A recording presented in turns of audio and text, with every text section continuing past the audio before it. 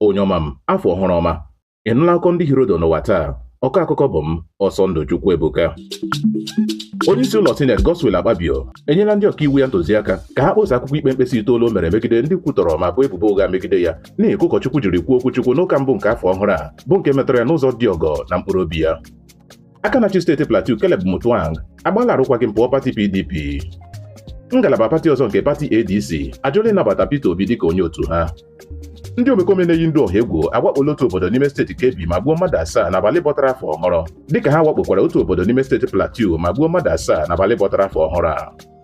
Ndị otu nkwado Peter Obi, The Obedient Movement, ekwuola na ha ga-anọgide n'ime pati ADC ya bụrụgo na Atiku Abubakar bụrụ onye nwetara mmeri iji aha pati ADC zọọkwa onye isi ala. N'ihi ka a si aka onye ụpụ ugbu a n'asọmpi egwuregwu bọọlụ, otu egwu bọọlụ Chelsea achụpụla Enzo Maresca pụọ n'ọkwa onye ọzụzụ ha ugbu a. Ọgwụ na ụbụ akụkọ ndị ahụ hiro dọ n'ụwa taa. Sonyere anyị na YouTube, Facebook nakwa WhatsApp chanel anyị na Akụkọ n'asụsụ Igbo.